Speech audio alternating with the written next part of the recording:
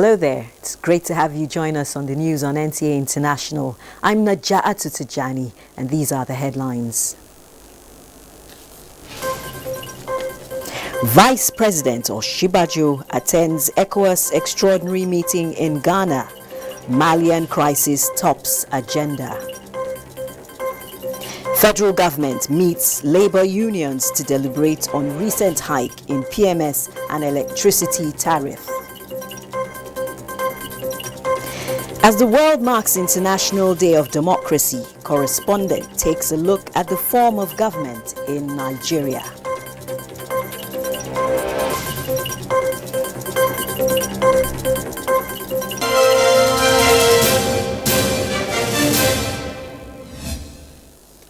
And now the news in detail. Vice President Yemi Osinbajo this Tuesday has attended an extraordinary summit of the Economic Community of West African States, ECOWAS, on the situation in Mali. The Vice President, who represented President Muhammadu Buhari at the summit, joined other leaders in the sub-region to discuss the political crisis in Mali and the security situation in the sub-region at large. The Accra ECOWAS Extraordinary Meeting forms part of several efforts by leaders in the sub-region to resolve Mali's political crisis. While in Accra, the Vice President also met with representatives of the Nigerian community in Ghana to discuss issues bordering on their well-being in the West African country. The Vice President, accompanied by the Minister of State for Foreign Affairs, Ambassador Zubairu Dada. Vice President Osinbajo is expected back in Abuja today at the end of his engagements in Ghana. Now, as directed by President Muhammadu Buhari, the Ministers of Labour, Works, Petroleum and Power are meeting with the organized labour sector to dialogue and resolve all matters relating to the recent increase in electricity tariff and the price of petrol. The meeting, which is taking place at the banquet hall of the State House, is for the government representatives to engage labour on government finances and show them the books. Last week, Friday, the President ordered the Minister of Labour and Employment, Chris Ngige, to schedule a date with the trade unions to intimate them with the programs of government to forestall industrial crisis. Now, it's one of the youngest international days proclaimed by the United Nations, but it remains one of the oldest institutions. The International Day of Democracy, launched by the UN on the 15th September 2007. And as Nigeria joins other countries to mark this day, what are some of the impediments to the practice of democracy in a COVID-19 era? Mayor Ogidi reports. Athens' best gift to the world, loved by many in principle, distorted in practice by few. This is the paradox of contemporary democracy in many countries. Respect for human rights, holding of periodic elections, value for freedom and inclusivity in the areas of affordable health, education and justice are four critical points in the practice of democracy.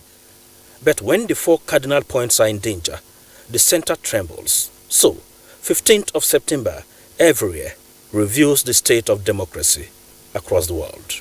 On this International Day of Democracy, let us seize the pivotal moment to build a more equal, inclusive and sustainable world with full respect for human rights. Nigeria, a country daring to get it right with democracy, bearing in mind it is a process and not a project. What democracy essentially guarantees is freedom.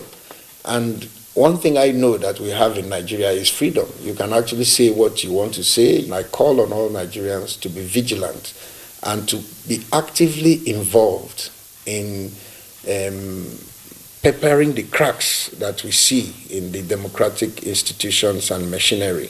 For the United Nations, democracy needs all the protection, especially in a COVID-19 era, with all the legal arsenals in the state's disposal to protect the rights of the most vulnerable. As the world confronts COVID-19, democracy is crucial in ensuring the free flow of information, participation in decision-making and accountability for the response to the pandemic. Yet, since the beginning of the crisis, We have seen the emergency used in a range of countries to restrict democratic processes and civic space. This is especially dangerous in places where democracy's roots are shallow and institutional checks and balances are weak. Today, it is clear that governments must do more to listen to people demanding change, open new channels for dialogue, and respect freedom of peaceful assembly. In its true practice, the will of the people shall be the basis of the authority of government. Mayor Ogede, NTA News. Now, we have an expert in the studio to speak further on Democracy Day in the person of Dr. Adoyi Omale, a lecturer at Bayes University and former chairman of Badibo Local Government Area, Benue State. Sir, you're welcome to the NTA International Studio. Thank you very much. I'm pleased to be here. The day reminds Nigerians about democratic governance in the country. How far is this form of government? Well, as we all know, democracy is about representative governance. Demos in the Greek word means people, and kratias means rule. So democracy is rule of the people. And Nigeria, after we are in the Fourth Republic, after democratic practice in the last 20 years, we will say with all confidence that we are moving forward democratically. Now, from that special report, can we say that Nigeria has the basic democratic institutions to carry along the electorate in participating in governance as well as the electioneering processes? Yes, in terms of having institutions, yes, we have a parliament in place, the legislature in place, we have the courts, we have the presidency and the executive at all levels. Yes, so they are there. But the question is, are they very effective? Are we practicing a democracy where there is food on the table of the average man or woman? Has our democracy matured to the level where we have been able to solve our challenges? And the answer to that is a straight no. Our democracy has not translated to the type of socio-economic development that we desire as a country. Yes, we have the democratic institutions in place. There have been periodic elections. I think from 1999 to date, we have had about almost 4 to 5 elections. Those elections, depending on who is analyzing them, those elections, a lot of people have said, are not democratic in the actual fact because of the level of violence, the level of manipulations, the level of shenanigans. Even in party primaries, our political parties are not as matured as they should be. And people are not participating, especially women and youths, are not participating in the process the way they should practice it. And that is the bane of our democracy as it is today. But I will say with all confidence that yes, our democracy has a lot of challenges, but we are moving on. Now, in addition to some of these hindrances you've mentioned, the 2020 International Day of Democracy is being marked when the world is grappling with COVID-19. Now, the fact that e-governance is the norm, how far will this take democracy in Nigeria? Yes, the United Nations has done very well by proclaiming World Democracy Day so as to create awareness on democracy worldwide. I think that is a very good initiative, especially we witnessed recent challenges, coup d'etat in Mali, and of course the overthrow of the Muslim Brotherhood-led government of President Morsi in Egypt. And so the threat to democracy is potent, especially in Africa and in the developing world, where poverty is still ravaging. A democracy that do not put food on the table of the ordinary people is a very weak democracy. And that is why the international community, the United Nations, development partners are all worried about enhancing, strengthening the democracy, especially in countries like Nigeria and other African countries where democracy is being manipulated by a lot of forces, anti-democratic forces that exist. On the issue of e-democracy or e-governance, yes, I would say that our governance institutions and structures are still weak. despite all attempts by government to fight corruption, to also reform the electoral system, these reforms have not really sunk into our democratic system, especially electronic voting. It has not been able to take root, especially in Nigeria. We have card readers that malfunctions.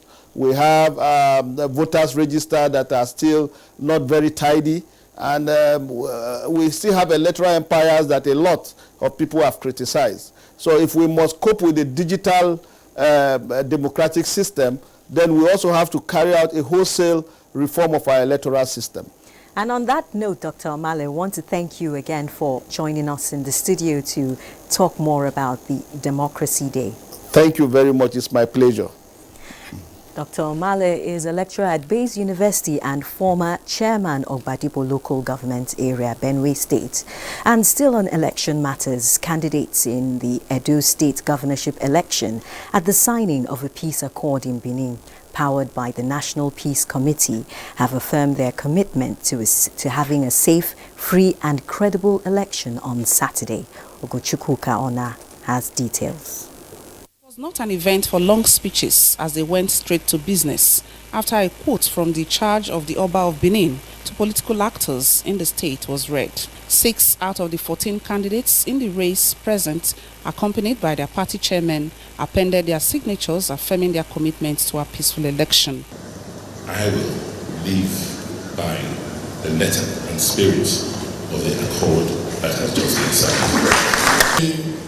We reaffirm to our commitment to what has been signed and to assure Nigerians, and particularly our people in Edo State, that we will talk to all our supporters, we will conduct ourselves peacefully.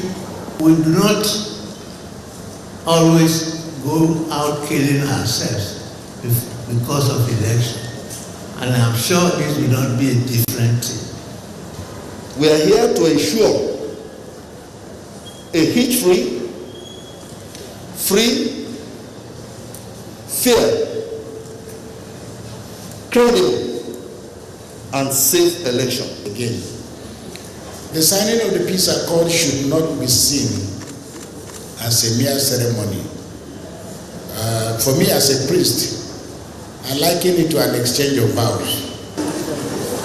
We are completely acceptable to the peace accord and will be part of those who are to ensure it is driven to the objective for which it was first engaged. The National Peace Committee has demonstrated that so much can be achieved in nation building by the force of moral rather than statutory authority. For the chairman, National Peace Committee, peaceful election on Saturday is a task that must be achieved.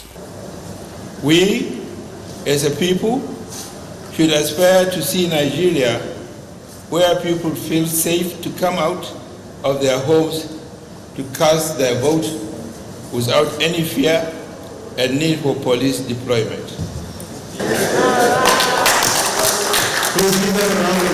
In Benin, Ogochukwu Kaona. And to judicial matters now. A total of 1,785 new wigs have been called to the Nigerian bar, having successfully passed the January 2020 bar final examination. Omenka Marachuku reports that 5 lawyers made first class at a ceremony held at the Eagle Square by the Body of Benchers in Abuja. The new wigs have passed through the sounds and rigorous training at the Nigerian Law School, were excited to have met the requirements of court to Nigerian bar. By virtue of the fact that I emerged as the best graduating student at the Nigerian Law School, I hope to contribute my quota to the issues that are arising within the Nigerian Bar Association. I feel so happy and I'm very, very excited. The anticipated day is now here. Chairman Body of Benchers, OCJ Okocha, admonished the new lawyers to uphold the hallmark of legal profession, which are honesty and integrity. And always remembering that upholding the rule of law is the motto of the Nigerian Bar Association, and we are sworn to do justice to all manner of persons without fear of favor, affection, or ill will. You have to be committed, you have to be burning midnight oil. So by the time you acquire the necessary experience, the dividend will start flowing. The Director General of Nigerian Law School, Professor Isahayatu Chiroma, said the candidates were groomed in the best ethics of the legal profession. Profession is not to make money, but to serve. To serve also with dignity, respect and honor. They have to broaden their horizon because the world is changing rapidly. The ceremony was held in compliance with COVID-19 regulations and safety protocols. In Abuja, Umenka Marachuku, NTA News. And still on the judiciary, after about 5 months break due to COVID-19, the National Judicial Institute, the Apex Training Institute, or the Nigerian judiciary has recommenced its training program. Femi Okeowo monitored the virtual training, which was declared open by the Chief Justice of Nigeria. The National Judicial Institute provides for the Nigerian judiciary continuing education both for the judicial officers and their support staff. In any normal training, the Justice Obaseki Hall is always full to its capacity. But today, even though the institute has thrown its door open for training to commence again, participants have to attend from their various locations. Administrator of the Institute, Justice Rosalind Bozimo, says even though the Institute has space enough to accommodate hundreds of participants with the observance of social distancing, avoiding gatherings altogether is a better option. This training is for legal and research officers to judges across the country, a crop of judicial staff which the Chief Justice of Nigeria says are valuable organs to good judgment in the nation's justice system. You must at all times exhibit positive traits. As legal assistant, your actions or inactions, speed of dispensation of justice or delay it, as the case may be. The theme of the workshop is repositioning the judicial researcher to function in the 21st century. In Abuja, Femi Okeowo, NTA News. This is the news on NTA International reaching you from Abuja. There will be more news after the break. The number of the COVID-19 cases in Nigeria is increasing daily, with many more tests ongoing. The battle of testing, isolating, treating, and attending to the affected persons rests heavily on the shoulders of our health workers, constantly putting their lives on the line and at risk to contain this virus, save and protect the lives of millions of Nigerians. To these health workers, we at the Nigerian Television Authority, NTA, on behalf of millions of Nigerians, say a big thank you for all that you have done and are doing. To the security agencies enforcing the lockdown and every other frontliner, we say thank you for putting your lives on the line to save ours. There is no amount of words that can quantify our gratitude. Thank you. This message is brought to you by the Nigerian Television Authority, NTA, Africa's largest television network.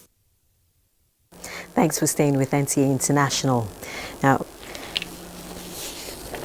global coronavirus cases close to 30 million as South Korea to secure early supply of coronavirus vaccines for 60% of its population. Details with Uche Ugochukwu. The coronavirus in Africa tracker shows there are 220,489 active cases on the continent, out of the 1,360,149 confirmed cases. Nigeria accounts for 10,968 active infections from its 56,388 total confirmed cases. The Nigeria Center for Disease Control recorded 132 new cases and 1 death on Monday. Elsewhere, the southwestern Chinese city of Rili has been locked down with all 200,000 residents to be tested for COVID-19 after 2 Myanmar nationals were diagnosed with the virus. Similarly, more than 17 Indian lawmakers who were screened ahead of the reopening of parliament after 6 months recess have tested positive for the coronavirus. However, India reported its lowest daily jump in new infections in a week, with 83,809 cases in the past 24 hours. The good news, however, is that Australia recorded its first day without a COVID-19 death in 2 months, as states began to lift restrictions amid growing confidence that a second wave of infections have been contained. The global tally from Johns Hopkins University Coronavirus Resource Center as at 6 p.m. local time is 29,527,468. From this figure, 934,267 patients lost their lives to the virus. In another news, South Korean Prime Minister told a cabinet meeting that the country will secure early supply of coronavirus vaccines from international organizations and overseas drug makers for 60% of its population. And a report by the Bill and Melinda Gates Foundation says the pandemic has pushed global development back by more than 20 years, as millions of people have been exposed to the threat of more poverty, inequality, and diseases. That's it from here. I am Uche Ugochukwu.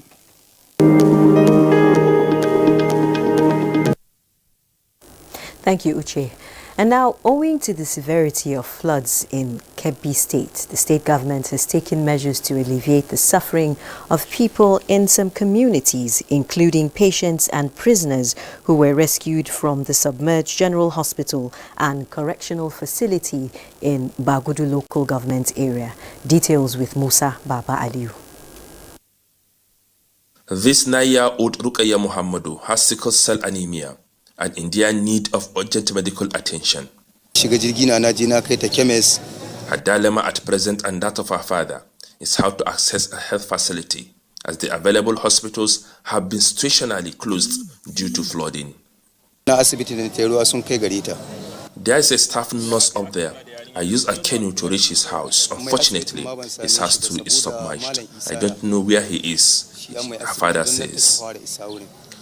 The hospital have been shut down since about 3 or 4 days ago, and we have now transferred them to the district head of Bagudo.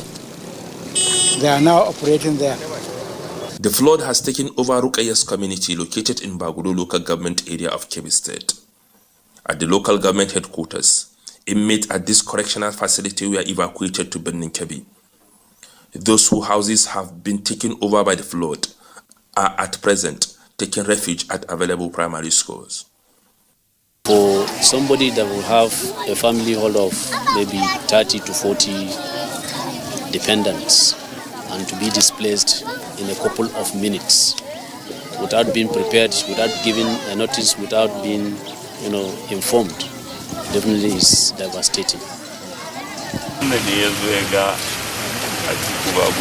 Governor Abubakar Bagudu Atiku visited the local government and directed the State Emergency Management Agency to provide palliative to the people. Respite has also come the way of Rukaya, as she has been taken to the state capital for medical attention. From Bagudu, Musa Baba Aliyu, NTA News. Meanwhile, President Muhammadu Buhari has reaffirmed the determination of government to improve Nigeria's economic fortunes despite the present global challenges caused by COVID-19. Chimobi Walter Naji reports from the annual conference on banking and finance in Abuja. Issues regarding poverty reduction, population explosion, ensuring sector-by-sector growth, and a sustainable financial mechanism for micro, small, and medium enterprises, among others, are factors that led to the theme of this year's annual Banking and Finance Conference, organized by the Chartered Institute of Bankers of Nigeria. I wish to re-emphasize that as bankers and fund managers, you are required to partner with government in its determined efforts to diversify the economy and reposition the country for a sustainable future. Putting the economy on the path of sustainable growth and development has been a priority of this administration. The conference offers an opportunity for a think tank among stakeholders in finding solutions to banking challenges in Nigeria as it moves towards sustainable growth. And the CBN will do everything possible to ensure that our deposit money banks or participating financial institutions, they flow with us in making sure that we drive extensive agricultural growth and transformation of the Nigerian economy. The sustainable growth is part of the SDG goals, and how do we make every Nigerian have a feel that in terms of our development, in terms of our living standard, in terms of financial inclusion, in terms of education. With the country recording its highest inflation rate since October 2016 at 13.22%, this meeting, among other things, will sort ways to change the narrative. In Abuja, Chimubi Walter Naji, NTA News. Next is Sports Update with Tamara Ebiwe.